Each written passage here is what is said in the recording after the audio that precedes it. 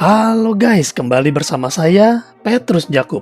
Di video kali ini kita akan bahas mengenai SmartLink Protection Life.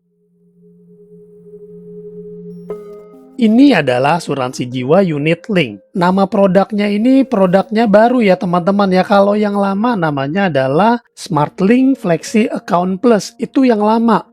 Sekarang namanya baru. Ini sudah berlaku di pertengahan 2023. Kenapa dirubah Pak Petrus? Nah, dirubah karena ada ketentuan dari OJK yang baru yang mengharuskan dana investasinya itu harus mumpuni supaya jangan sampai ada nasabah yang komplain nih. Begitu polisnya berusia 10 tahun, dana investasinya kecil atau mungkin asuransinya lapse di tengah jalan. Makanya dengan produk yang baru ini, dana investasi lebih terjaga karena 35% itu sudah pasti dialokasikan untuk investasi. Lalu sekarang kita bahas mengenai keunggulannya. Secara sekilas, produk ini sama dengan produk yang sebelumnya, yaitu memberikan perlindungan asuransi jiwa hingga usia 100 tahun, plus investasi sesuai dengan pilihan subdana yang bisa dipilih sesuai dengan kebutuhan kita. Dan bahkan ada 8 pilihan subdana. Udah bukan 5 lagi, kalau yang lama itu 5, sekarang 8. Dan manfaat tambahan yang bisa ditambahkan itu juga ada banyak ya teman-teman ya. Di sini ada manfaat tambahannya. Tapi sebelum masuk ke manfaat tambahan, kita lihat dulu keunggulannya. Asuransi jiwa 100 tahun, alokasi investasi yang menarik, dan juga dioptimalkan untuk perlindungan melalui nilai investasi 100% uang pertanggungan ditambah dengan nilai investasi jika terjadi meninggal dunia. Dan ini yang baru nih, ada bonus persistensi di tahun polis tertentu sehingga investasi yang didapatkan akan menjadi lebih besar. Dan ini juga baru nih, ada manfaat tambahan sebesar 25 juta jika terjadi meninggal dunia atau cacat tetap karena kecelakaan. Manfaat perlindungannya apa saja? Meninggal dunia sudah pasti karena ini adalah asuransi dasarnya, yaitu 100% uang pertanggungan dan saldo nilai investasi apabila ada. Dan juga ada meninggal dunia akibat kecelakaan yang tadi saya sudah jelaskan, 25 juta. Manfaat investasi, nah ini yang kadang orang kurang begitu aware ya. Jadi di asuransi ini ada namanya investasinya ya. Jadi nilai investasi ini adalah haknya nasabah. Baik setelah meninggal dunia, karena meninggal dunia investasi sudah pasti cair. Lalu apabila masih hidup dan masa asuransinya berakhir, itu investasi juga bisa ditarik. Dan apabila polisnya menjadi batal, itu nilai investasi yang tersisa pun bisa diambil dengan dikurangi biaya penebusan polis dan kewajiban-kewajiban yang ada. Jadi sayang banget kalau kita punya polis asuransi unit link, lalu polisnya lapse, dan kita nggak surrender. Karena bisa jadi masih ada sisa nilai investasi, teman-teman. Sayang banget.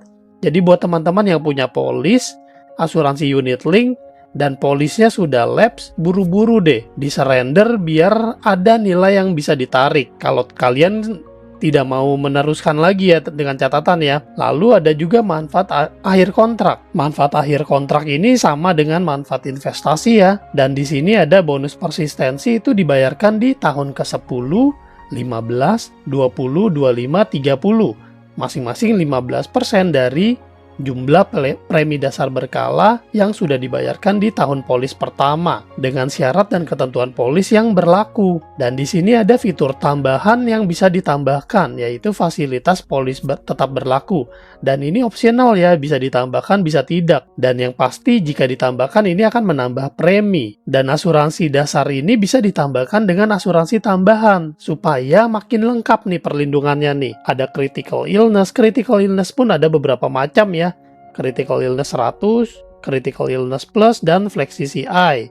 Saran saya ambil yang terbaru yaitu flexi CI karena yang critical illness plus dan 100 ini adalah versi yang sebelumnya. Lalu ada ADDB yaitu accidental death and disability benefit, ini untuk asuransi kecelakaan.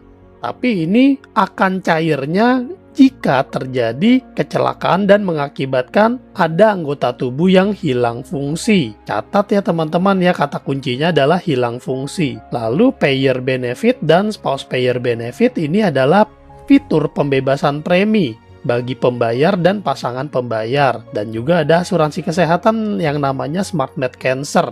Ini asuransi kesehatan satu-satunya di Indonesia yang mengcover khusus cancer. Flexi Critical Illness ini santunan uang tunai. Jika terdiagnosa penyakit kritis, maka menerima santunan sebesar uang pertanggungan yang ditentukan. Jika kita menentukan di awal 1 miliar, maka jika terjadi resiko kanker contohnya, maka akan cair tuh 1 miliar ke rekening kita, dan itu bisa digunakan sebagai pengganti penghasilan. Medical assistance ini sudah otomatis ada jika kita mengambil asuransi kesehatan HSCP+. Total permanent disability atau accelerated. Ini adalah cacat tetap total, dan untuk klaimnya ini wajib mengikuti ketentuan yang ada, yaitu selama 6 bulan berturut-turut tidak dapat melakukan 3 dari 5 hal dasar. Makan sendiri, berpakaian, berpindah tempat, buang air besar atau buang air kecil, dan ketentuan lainnya bisa dilihat di dalam polis. Payer protection dan spouse payer protection. Ini jika pembayar polis atau pasangan pembayar polis meninggal dunia. Nah, ini polisnya bisa gratis. Dan premi selanjutnya akan dibayarkan oleh alien sampai pembayar polis atau pasangan pembayar polis berusia 65 tahun. Term life. Nah, ini asuransi tambahan untuk meninggal dunia jika dirasa asuransi UP dasarnya kurang begitu besar. Ini boleh ya ditambahkan. Nah, ini biasanya dipakai untuk mengakali supaya bisa mendapatkan uang pertanggungan yang besar. Lalu ada Hospital and Surgical Care Plus, ini asuransi kesehatan yang versi awal. Dan yang terbaru adalah HSCP Plus, ini yang sudah sesuai tagihan untuk plan klasik ke atas ya teman-teman ya. Jadi kalau kalian ngambil yang ini, saran saya ambil yang plan klasik atau klasik plus atau yang di atasnya karena sudah sesuai tagihan. Karena yang basic dan basic plus itu masih ada plafonnya. Nah, pilihan subdananya ada 8 tadi saya bilang ya. Di sini pilihan subdananya ada Smartlink Rupiah Money Market Class B Fund, ada Fixed Income, Balance Class B Fund, lalu Balance Plus, Equity Small Medium Class, Equity Indo Consumer, Equity Infrastruktur. Nah, di sini banyak banget pilihannya. Jadi sekarang sudah beragam. Kalau yang dulu hanya 5. Dan teman-teman boleh perhatikan di sini alokasinya kemana saja. Ada pilihan-pilihannya. Buat kalian yang paham betul mengenai investasi dan mau mengalokasikan sesuai dengan pilihan kalian, boleh nih diatur sedemikian rupa. Tapi buat yang mau cari aman-aman aja, saran saya adalah fixed income. Karena fixed income ini adalah deposito teman-teman. Deposito ini memang pergerakannya pelan tapi pasti. Jadi dia pasti naik tapi pelan. Kalau yang suka dengan resiko-resiko high risk high return, itu saran saya pilih yang equity. Equity-nya pun ada beberapa pilihan, ada yang equity kelas B, ada juga Indo Consumer, ada juga infrastruktur dan small medium. Jadi ini tergantung perusahaannya, nanti akan kita memilih bidangnya yang mana nih. Di sini sebenarnya ada penjelasannya di bagian di brosurnya. Teman-teman boleh baca brosurnya, ada penjelasannya masing-masing. Dengan adanya investasi ini membantu kita secara nggak langsung kita punya dana simpenan, dana tabungan di masa depan. Jadi kalau kita misalnya nih mau menyiapkan dana pendidikan buat anak, nah bisa nih menyiapkannya lewat dana investasi ini. Atau mungkin kita mau untuk membangun rumah atau mungkin membeli mobil. Nah, ini boleh juga nih simpennya lewat dana investasi di sini.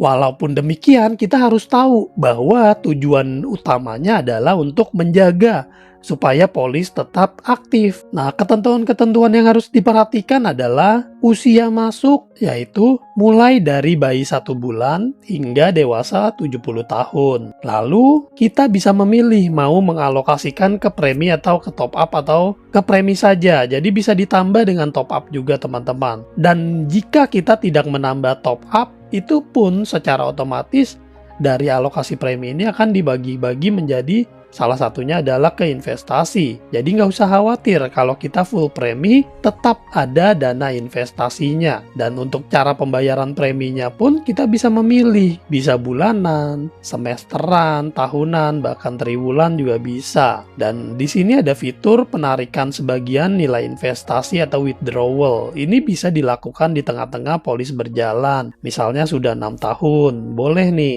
kita mau tarik dana. Dan ada juga biaya asuransi dan biaya administrasi. Nah, ini juga kita harus tahu bahwa asuransi ini adalah biaya, teman-teman, yaitu kita mengeluarkan biaya kecil untuk mendapatkan perlindungan yang besar. Dan ada namanya biaya administrasi untuk pengurusannya. Dan untuk mengalihkan dana ini juga bisa kita lakukan di tengah-tengah polis berjalan. Produknya simple begitu aja, intinya produk ini adalah asuransi plus investasi yang bisa kita sesuaikan dengan kebutuhan kita. Kita punya budgetnya berapa, kita punya kebutuhannya apa. Kita sesuaikan. Misalnya kita hanya mau asuransi kesehatan, bisa ambil di sini, tapi wajib ambil asuransi jiwanya.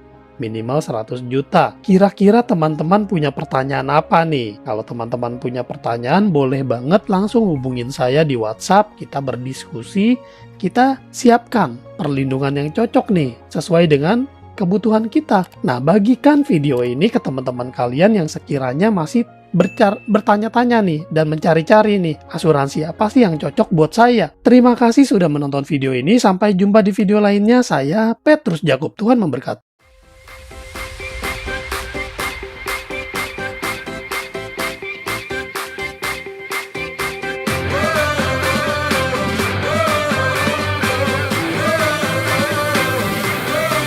We're the one you can rely on. We are trust.